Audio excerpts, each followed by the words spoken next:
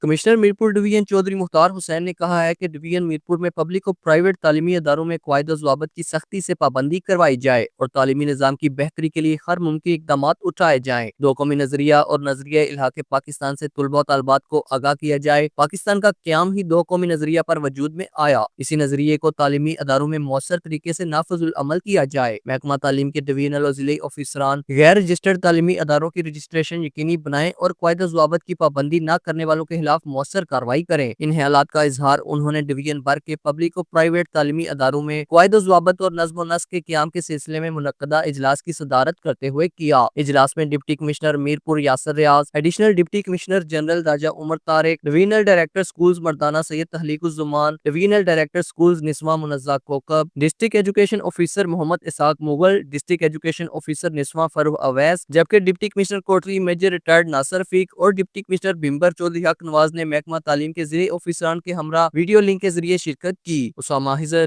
JK news, Mirpur, Azad Kashmir.